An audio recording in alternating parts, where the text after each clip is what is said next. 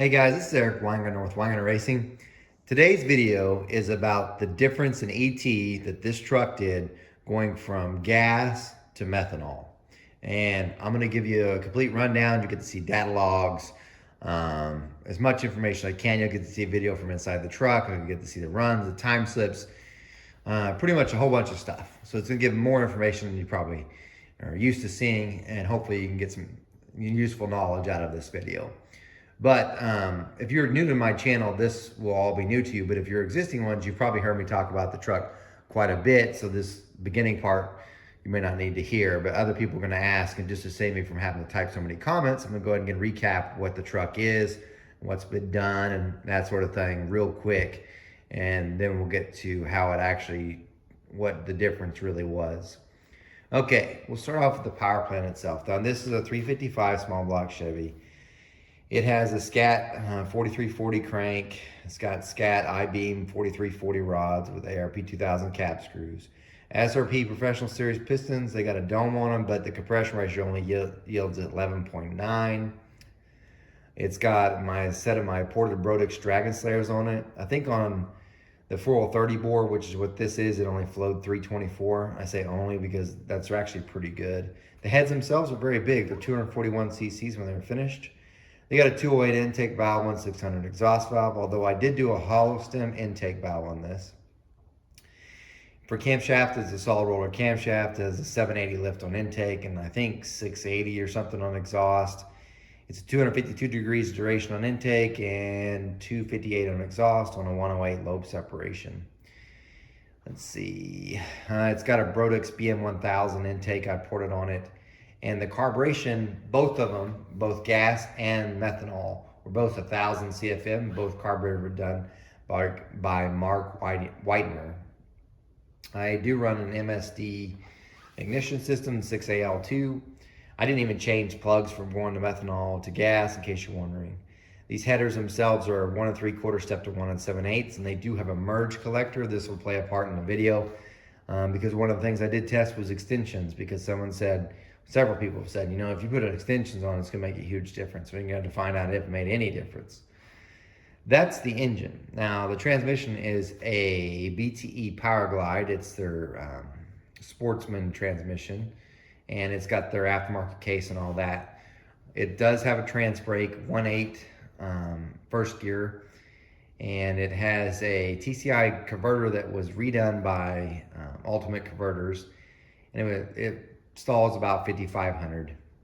The truck itself weighs 3,200 pounds. This is a GMC S10, you can call it the same thing, Sonoma.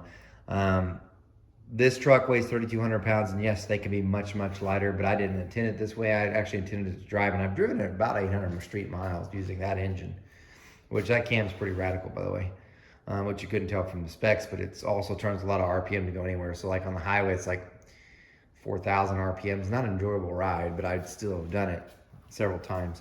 But it weighs about 3,200 pounds because there's a lot of sound deadening insulation in there. If you look at the truck itself, I have interior in here like it's supposed to be. I mean, I didn't really design it specifically for drag racing use. It just kind of morphed a little bit that way.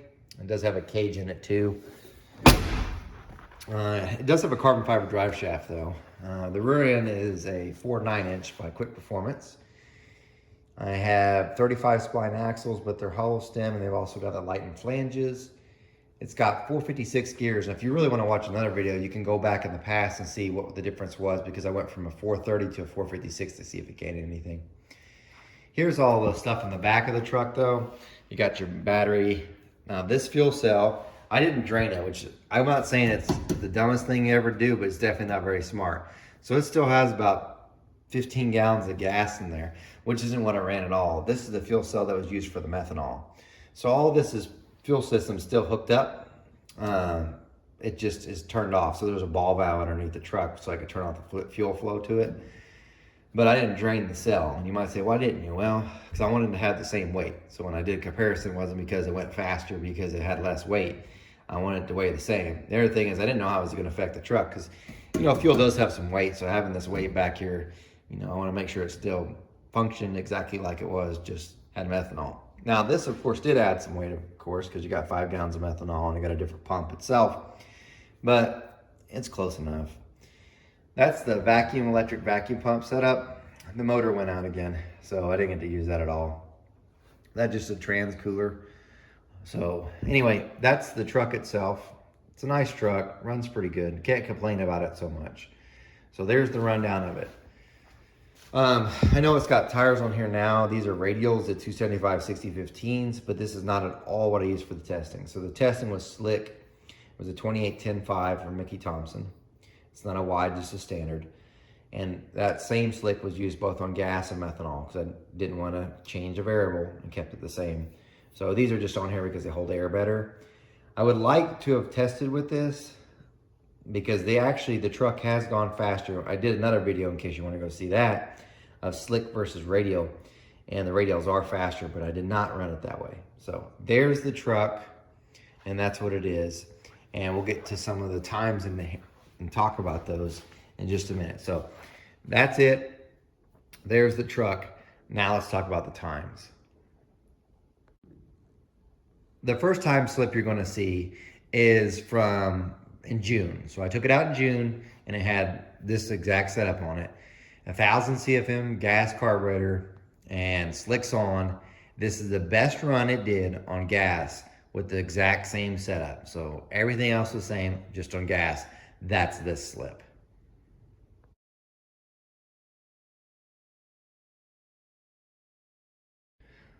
So as you could tell, that on the gas, it runs about 11 O's. It was 11.03, but it's gone a little bit quicker, but that's from June. It ran 11.03, but in all fairness, the fastest it's ever gone on the slick is 11 O's. So it's gone a little bit faster on the radial. I think it's gone at 1086 with the radial, but slick to slick. So 11.0 on the slick, about 123 on the 60-foot time, or on the mile per hour. If you look at it too, it's about 2,000 feet of air. Now, what changed? Here's what changed, because I'm putting on methanol. This is the carburetor. This is what changed. So I switched out the gas carburetor to this methanol one. Now, that one that's on there is 1,000 CFM, done by the same guy that did this one. But that's a Demon, and he had converted it to run about the same boosters. They look really close. This is a 1,000 CFM blow-through carburetor, and I know somebody already is saying, man, you did it wrong, everything's wrong, because I bought this carburetor to run on my new engine, and if you go watch a video on that, with the one that did the torque storm, and with the methanol carburetor, it actually made the most torque. It didn't make the most horsepower because it wasn't getting enough fuel, so we'll mess with that later. But I called Mark up, I was like, hey man, I'd like to try methanol on the truck. Do you think I could make this work NA? And he said, yeah, no problem. What I need to do is take out the power valve on this because it's got a boost reference power valve for the blow-through setup. And take that out, just plug it off, and then run it. And he gave me a certain jet size, but I kind of went a little different. I did a 158 in the front and 164 in the rear. And he said, that should work. You probably have to adjust your jetting. I was like, okay, no problem. And that's all I did. So that's the carburetor. Now, in case you're wondering though, what you're seeing underneath here are dyno tests with this engine that's in the truck. And I'd actually tested on methanol whenever we were on the engine dyno itself. So I'll get to go through some of that. So all I did was take this carburetor off, just like I said. And the reason why I have this on here is because this was interesting. I was over at Chief's shop, and Big Chief, and he had this on his carburetor, and I thought, that's actually pretty clever. I had never done that because I was worried that on the launch, maybe what's happening is the fuel's coming out. Because on the launch on the truck, what happens is I'll bring it up on the trans brake, let go of the trans brake, it'll take off, and then it kind of slugs, then takes off. So I was thinking maybe what's happening is it was injecting fuel in here, causing it to get like a little bog, and then come out of it. Well, I saw Chief had this thing on like this, a spark plug boot just sitting on his. And it seemed like it made sense because if it comes out, it's only going to go a certain way and it ain't going to go forward. So it kind of gets trapped in there. So I thought, I'll just give it a shot. So I did run that on there just like this. Put that on there. This is the very first run. Now, also I should point out, you're about to see though, I'm in racing now in August. And August in Oklahoma was hot and muggy. This was actually the cooler nights of the ones we've had. But we went from comparing gas was at 2,000 feet of air now are about 2,800. So it's about 800 foot worse. Here's that time slip. The only thing that changed was that carburetor and methanol.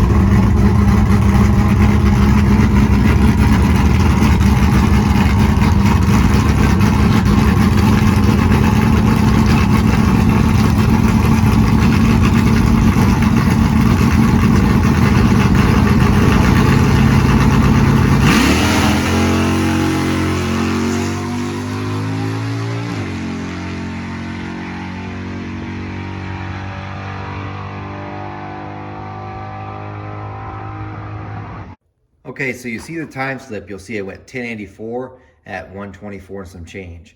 And the density altitude, you look at the bottom of that, you can see it's about 3,000 feet. So it's a good 1,000 foot higher than I had tested before. That's the quickest the truck has ever been. Because before that, the quickest it ever gone anytime was in late October of last year. It had a turbo 350 transmission in the truck and with the radials, and went at 1086. This just went at 1084, so it's faster and way worse air with the power glide and slicks. So that's the quickest it ever been. Now it had been 1 mile an hour faster, but this is just my first pass. Now I can tell you this, so on the carburetor side, idle, it seemed like perfect, dead nuts on as far as air fuel. Well, maybe a little rich, but not bad. It wasn't blinding me with the fumes or nothing, so it's actually pretty good at idle. Wide open throttle, like you snap the throttle, perfect too. And wide open throttle, like I smash it, good to go. It's the transition. So like if I open the throttle blades and I'm just part in the throttle, so I'm definitely off idle, but not all the way into the main. Way rich, almost wants to, it's stumbling and trying to fall on its face. It hates it at that point. And that's probably because of the blocked off power valve, because it's trying to give it all of its fuel that it needs because it's going into the main jet section instead of being that weird transition. I'm sure if it had a power valve in there, it probably wouldn't happen. On the track, did it affect performance? No, not at all, because I leave on the trans brake. So I floored it. You can see from the video. Hopefully I'm recording these at different times. So I'm hoping I'm gonna put the video of the run right with it so you can see. But I'm flooring it all the way on the trans brake, which has the rev limiter set at 5,300, and then letting go. So it's never really it's not in that weird circuit when I'm taking off or running down the track. So, but I will say, I believe it's rich. And you might say, well, your next run better be changing jets. Let's talk about that. Because if you just saw how much quicker it was, you're thinking, man, that puppy right here, that methanol gain was worth a lot of power. But did it do that on the dyno? Let's look. Here's the dyno numbers. I will go ahead and tell you these numbers are, the dyno was high. So, and I've said that before, but it's really good to use for comparison. Although I should say it's high, but some of you it's internet dyno numbers, because I've seen stuff that should make way less power that runs way slower, and their numbers look higher. So doesn't really matter to me. This is just used for me to test different stuff. I think the engine probably, realistically, is probably making about 600 horsepower. These are gonna say much higher. It just is what it is. But anyway, let's get to it. So this one was on gas. So same day on gas. And this was 100 octane. So this was 91 octane mixed with this race gas additive. And you could tell it made 661 horsepower, or sorry, 662 at 73. And that's about it. And if you look at the torque, it's 515 at 61. So that's its numbers. I remember these are high. I know they're high. This was the best we got with gas, and this is after many pulls. And this was on the Demon. Now, on the Demon carburetor itself, so I didn't have this carburetor here when we were dynoing. I want you to understand this, but This 1000 CFM Demon carburetor is a race Demon, and you could actually convert it to gas. What you do is you could change, you take off the, here's how it works. You take off the block, you take off metering blocks. There's a different metering block you actually put on here for methanol. But before you do that, you could change boosters. There's a deal you unscrew. You change boosters to methanol boosters, change metering blocks, change idle air bleed and main air bleeds, and then squirters you also have to change. And anyway, put it all back together, and it's pretty much the same center section and the plate. Still 1000 CFM, it's just different everything from alcohol pretty much. And so same CFM rating, boom, this was what I did. So I went from here to here. And I was thinking too, probably like you guys are, the switch from alcohol is gonna make all the difference in the world. It's gonna make it so much more horsepower. Remember, 662, this was the first pull on methanol. We only took the 7,000 because I wasn't for sure on the air how it was gonna turn out as far as fuel. If we look, it made 663. So it didn't make any more horsepower really, but what it did do is if you look at the torque, remember our best torque on gas was 515. This was on methanol, it was like 543. So that's a good gain, very good gain as far as torque, not really on horsepower. So I was like, well, if you look at it, it looked rich. So we were like, let's lean it out.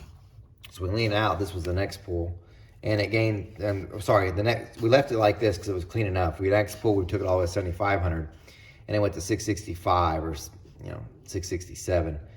So if you look at that, it's 6 horsepower better, and the torque, it's a little bit better. But anyway, the next pull, we're like, this still looks fat, let's just lean it out. So we lean it out, and this is probably one of the leaner runs we have. You can tell from the air-fuel ratios. And I can't remember if these are calculated. I think they are. I don't think this is from the O2 sensor, and I don't think the O2 sensor's on here. For a dyno, for the record, they have this hat that sits on here, and they measure by the blade turning, so that gets how much air is calculated coming in. Then they've got another meter that measures how much fuel is going in, and they use those to calculate the air-fuel ratio that you get here. There's a different one that actually comes from the O2 sensor, but it's not on this printout. So I could tell that this, of course, says it's leaner. But if you look at it, because we leaned it out, it's only making, 528 on torque. So it's not near as good as the 543 we had before. And if you look at the horsepower, it didn't really gain but 1. So by leaning it out, it didn't do much. So what we did on the final pull, and this is the last one we did on the engine, we actually just add a little bit more jet to it. And this is where it got our best one so far. So just a little bit more jet than we took out here, and not by much. Because usually on methanol, you're making big swings. So you won't go 2 on each side. You might go 4 on each jet all the way around. Because methanol's, it's less sensitive, I guess you could say. So whenever this one, we just did 2 just to see what it would do. And they got, this is the best it did, 672 and 537.5. So if we go back to the gas, remember it's only 661, 662. So at that point, it's a 10 horsepower up and 537 to a 515. So it's about, almost 20 foot-pounds of torque up. You're like, what does that have to do with your carburetor ratio? I can't believe I listened to this. The reason why I didn't change it, because I knew it was a little rich, because it makes more torque. So what you just saw, and if you look at the time slips, it gained quite a bit, almost 2/10 as far as ET. I think more than 2/10 on ET, but it only gained 1 mile an hour. The horsepower is mile an hour. That's 10 horsepower, but torque gets you your ET too. So that was kind of it. So I want to go through that first, but I told you I tested something else out, and that's the reason why these are here. So on the next run, what you're going to see, I changed this. This is the only change I made. I put collector extensions on because right now it's just open header right out of it. So, and it's got a merge collector, I should point that out. So it's a 3-inch merge collector. So from the 1 7/8, it chokes down to, I want to say 2 3/8, then flares back out to 3. It's a merge collector.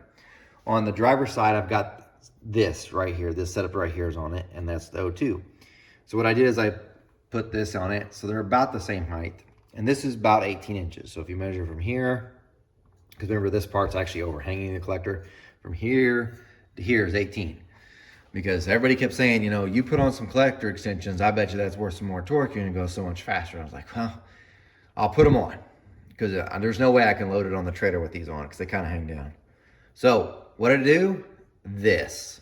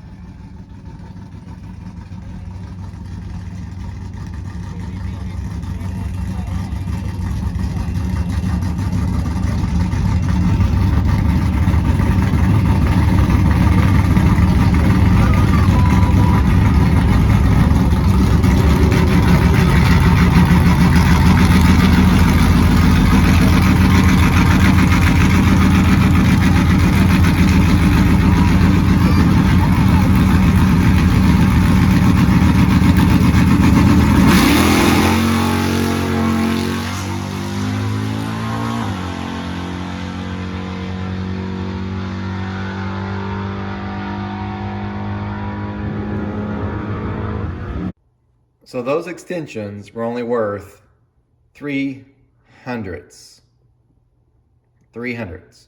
So I don't, and also the air got a little bit better. So I don't know entirely that they're worth anything at all, if I'm being honest. But from this point on, I just left them on.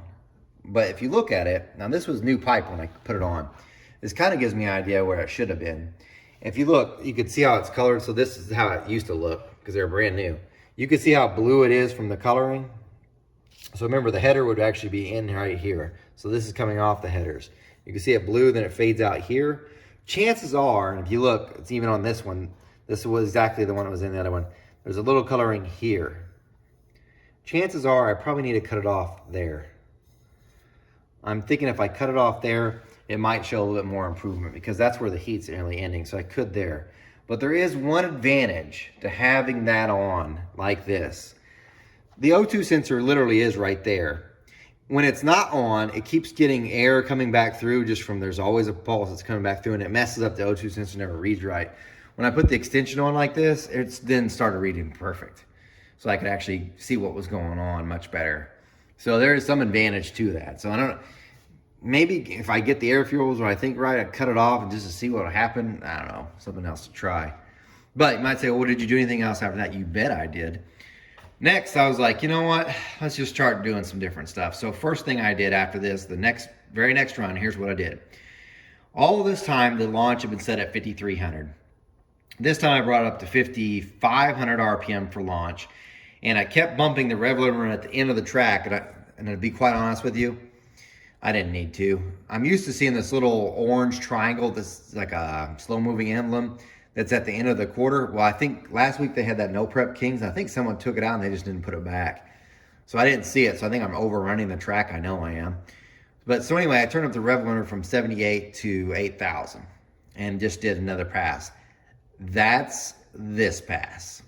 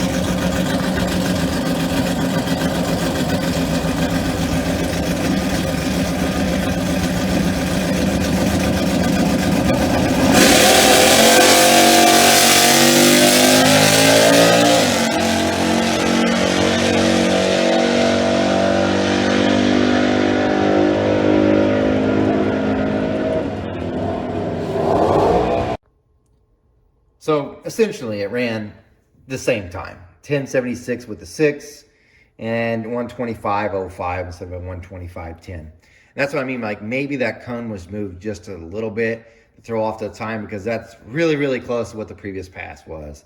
I was hoping for just maybe a little bit more, but it just wasn't there.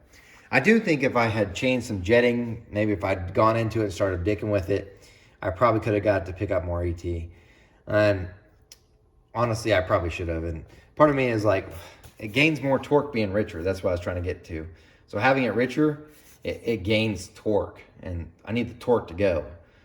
So even if I might have made more horsepower, it might even help the other end, but I need help leaving, because the engine, as you can tell, just these numbers are high. So in reality, it's not making that much torque. So I need the torque to get out. So I kind of left it rich, but I'm thinking maybe if I'd just been bold enough and tried it just to see, I think if I'd taken some jet out, it probably would have made a difference. Now, why does it make more torque though when it's rich? Here's why. This is my opinion. Several people have said it's probably because you have such big runners, and if you fill it up with fuel, it actually is smaller, so then it makes more torque. I don't think that's it at all. I actually think it's the latent heat evaporation. That's where a liquid turns into a gas. It removes energy. So what happens is, when you're richer, there's more fuel going into the intake tract, so it actually is cooler. So if we were to measure the actual air temperatures inside the tract, if we were to say at this one, where it's lean, versus this one that's richer, the air temperature probably in the manifold itself is probably cooler here than it is here. So that helps with the torque, but having all that extra fuel in the wrong ratio doesn't help so much the high-end horsepower as this one does. So anyway, that's why I kind of left it. The other benefit is you can be off a little on methanol, farther off anyway, as far as an ideal tune on methanol, and you get away with it. You really can't with gas. So I'm going to post a whole bunch of other video clips here at the end. You're more than welcome to watch them so you can different passes. But this video is already long, I can already tell you, but I'll go ahead and tell you some other things. The torque converter is killing it. You're going to watch this video because I got one from someone taking the stand. You will hear it take off. You're like, oh, wow, that's great. But you'll hear it, wah, and then finally come out of it. That's not helping me do a thing. So, and that's converter related. The torque just helps get around the bad converter, to be honest with you. So the advantage of alcohol, really, one of the other ones besides keeping things cooler, the truck never got over 161 degrees. I would have been fighting it with gas, because even though I got this radiator and stuff, it'll be about 190, 200. That's about where it'll run and stay. I don't like racing it that hot. That's not hot, obviously, but it's not as cool as I want for good ETs. This thing, 161. It never gets above that. So that part's great. The disadvantage is it really does use a lot of fuel. So we have a 5-gallon cell in the back that you saw. I think we only made 4 runs, and we went through 8 gallons of fuel. That's a lot. So good thing is, though, the fuel is not that expensive. So I think 5 gallons was $43 or $23. I can't remember. I think it was 43. Yeah, 43 bucks. So much, much cheaper. The other downside is the maintenance. So I don't want anything building up in these bowls. So of course I have to drain the cell and everything after the race is over, and put the gas carburetor back on and run gas back through it. That can be kind of a pain. Yes, it takes more effort now, but it's better than chasing a problem later on. So anyway, enjoy the rest of the videos with this. This is the last part you get to hear me talk, but enjoy the rest of these. I'm going to put up some logs. You can look at those. Enjoy. Hope you got something out of it. So in my opinion, I'm a methanol believer. I'm really thinking about switching the Camaro over because the Camaro is 15.2 to 1 compression ratio, so considerably higher than this thing. It runs on Sunoco 116 typically, but I've been buying them by the pails, and the last time for 10 gallons was 177 bucks. Way high. The other thing is that radiator is much smaller in the Camaro, so I'd much prefer it to be on methanol. I think the more torque too on that thing, and maybe just slightly more horsepower, I'd be all okay. But anyway, enjoy the rest of these clips. Thanks for watching. Hopefully you got something out. If you got questions, put them in the comments. I try to answer them like at time. If you're one of the commenters who wants to say, I've got a 355 with a flat tap and camshaft and I live in the sea level and I can run faster than your truck can and I weigh 500 pounds heavier. I haven't seen you run that out there. And for those guys that are like, well, I went to the racing calculator and that's only 440 horsepower. If you give me a 440 horsepower crate engine, I'll show you how to run a 13 because that's what it'll be here. So please don't put that. I'm just giving you information. Now, I'm not saying, by the way, that you would also gain this much if you have a different compression ratio. So I'm probably at the limits on the pump gas still with about 11.9 compression ratio. So it does show some, but I'm not saying if you're at 10-to-1 that you would see the gains. Although the cooler running, way worth it. So anyway, enjoy these clips. Remember, I'm no Superman, and you guys take care.